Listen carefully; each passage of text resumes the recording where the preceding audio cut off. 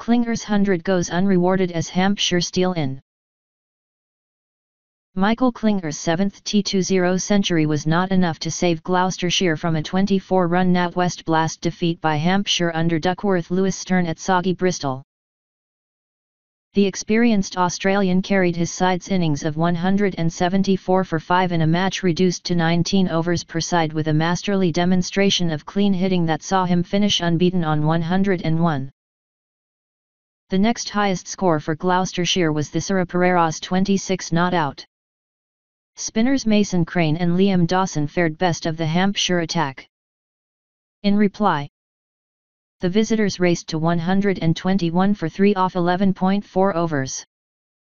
With openers James Vince, 42, and Riley Rossau, 46 not out, putting together a stand of 85 in 8 overs, having needed to be on 97 under DLS when heavy rain put an end to proceedings. The result saw Hampshire leapfrog their opponents in the tightly congested South Group. Klinger needed one moment of good fortune after losing the toss.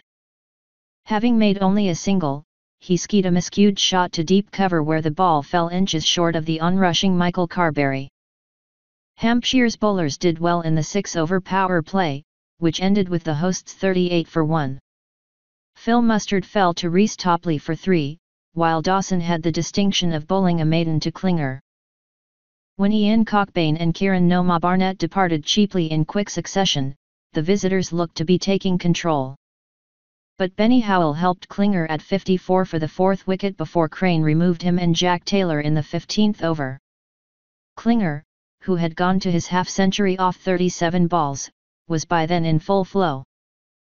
The 18th over, bowled by Chris Wood, saw him clear the ropes twice, including a massive 6-over mid-wicket off a no-ball full toss. Pereira added another maximum and the over ended up costing 31. When Klinger reached his ton in the final over with another superb 6-over extra cover off Gareth Berg, his second 50 had occupied just 21 deliveries. Gloucestershire scored 53 off the last 3 overs and the complexion of the match changed. Hampshire's reply looked to have stuttered when Vince was caught by Jack Taylor at deep square off a short Matt Taylor delivery in the 3rd over. But umpire Billy Taylor was signalling a no ball for height.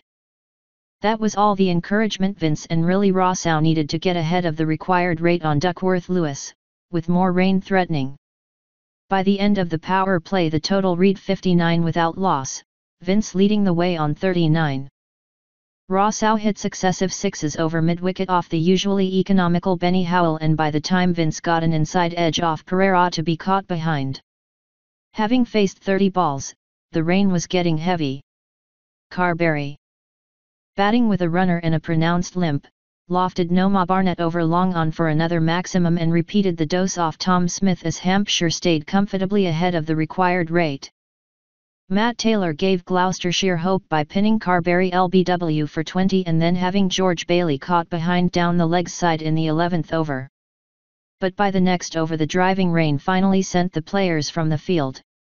Hampshire were well in control, Rossau, having faced 27 balls and hit 4 4s and 2 6s. With the public address system playing Cliff Richard's Summer Holiday, drenched spectators headed for the exits.